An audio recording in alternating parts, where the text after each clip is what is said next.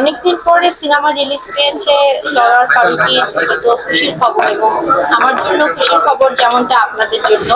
প্রশ্নটা আসলে আমি একটু কনফিউশন আছে আমার, কারণ সে একটা দায়িত্বে আছে, এটা এই সিনেমাটা কিন্তু দায়িত্বে আসার আগেই তৈরি হয়ে গেছে। সো তখন সে ডিরেক্টর ফারুকী ছিল, এখনো সে ডিরেক্টর ফারুকী বলবো আছে, এখনো সে ডিরেক্টর বেশি, অন্যান্য দায়িত্বে কম বলা চলে। মানে হচ্ছে যে ডিরেক্টর ফারুকীকেই তো আসলে আমরা বেশি চিনি, বেশি প্রায়োরিটাইজ করি, এবং ডিরেক্টর ফারুকীর পরিচয়টাই সবচেয়ে মুখ্য পরিচয়। এবং সে এখন যে দায়িত্ব আছে সেটাও আসলে দেশের জন্য বা দেশের মানুষের কিছু ভালো করার জন্যই সে দায়িত্বটাতে আছে। সে চেষ্টা করছে এবং ডিরেক্টর ফারুকীও সবসময় দেশের জন্য ভালো কিছু করার চেষ্টা করে যায়। সো দুটো আসলে একই কথা বলছে। এখনকার অনুভূতি আসলে এখন আমার অনুভূতি খুবই ভালো, কারণ আমার অনুভূতি যদি বলতে হয় যে অনেক বছর পরে, আফটার স্যাটারডে আফটারনুন, অনেক বছর পরে সরারের একটা সিনেমা আসছে, ছবিয়াল থেকে একটা সিনেমা রিলিজ পেয়েছে এবং দর্শকরা পছন্দ করছে, সবাই অ্যাপ্রিশিয়েট করছে, এবং এটা এত রিলেভেন্ট একটা কন্টেন্ট, এবং প্রত্যেকটা মানুষের, প্রত্যেকটা স্টুডেন্টের এটা দেখা উচিত। সো এরকম একটা কন্টেন্ট আমি যে নিয়ে আসতে পারছি বা উনি যে বানাতে পেরেছেন, রিলিজ দিতে পেরেছেন, এটাতেই আমরা অনেক অনেক ভালো লাগছে। সিনেমাতে কি কি হয়েছে বা কি কি হবে সেটা বলে দিলে তো আর কেউ সিনেমা দেখতে যাবে না। সিনেমাতে কি কি হচ্ছে সেটা জানতে হলে সিনেমা হলে যে সিনেমাটা দেখতে হবে।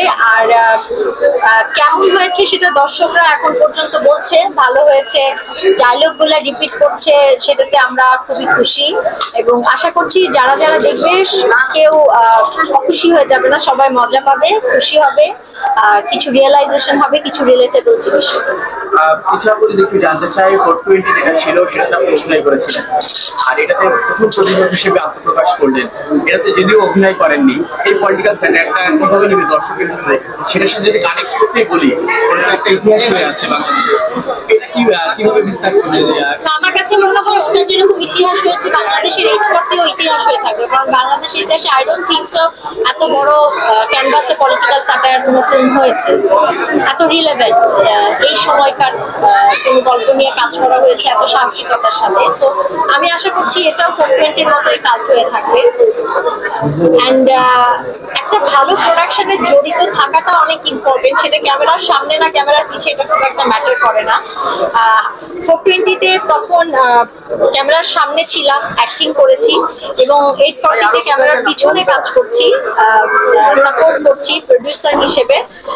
আমার দুইটার ফিলিংসই একেবারে একই রকম, দুটাই অনেক ভালো প্রোডাকশন, এবং দুটার জন্যই আমার শুভকামনা এবং ভালোবাসা।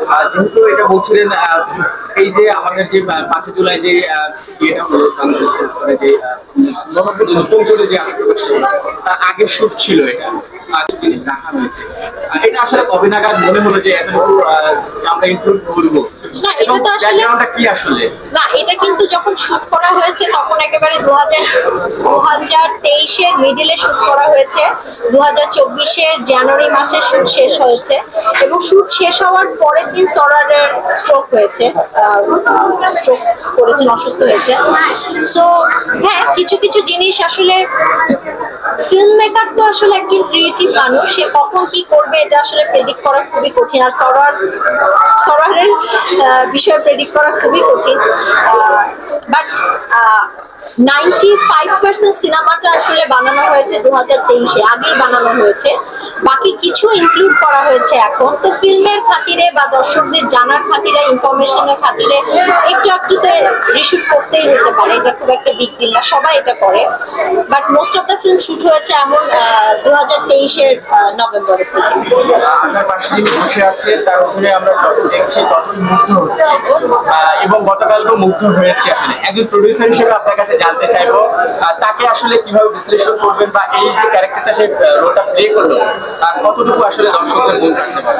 প্রথমত একজন প্রডিউসার হিসেবে বলার চাইতে উনি যদি ওনারটা বলে এটা অনেক বেটার। তবে আমি একটা কথা বলবো যে নাসির ভাই এমন একজন অভিনেতা যাকে দিয়ে কাজ করানো খুবই সহজ একটা বিষয়, কারণ সে he is a very good listener, এবং সে ডিরেক্টরস আর্টিস্ট। সরার যেভাবে তাকে ব্রিফ করেছে, যা তার কাছ থেকে এক্সপেক্ট করেছে, সে সেটাই দিয়েছে এবং প্রচন্ড পরিমাণে ভালো হিউম্যান বিং এবং কোঅপারেটিভ হিউম্যান বিং। আর সেই চরিত্রটা কিভাবে ধারণ করেছে সেটা আসলে নাসির ভাই খুব ভালোই করেছে। নাসির ভাইয়ের যাওয়ার আগে আপনার কাছে সর্বশেষ জানতে চাইবো, একজন দর্শক হিসেবে তার অভিনয়টাকে কিভাবে দেখেছেন এবং কতটুকু মুগ্ধ হয়েছে?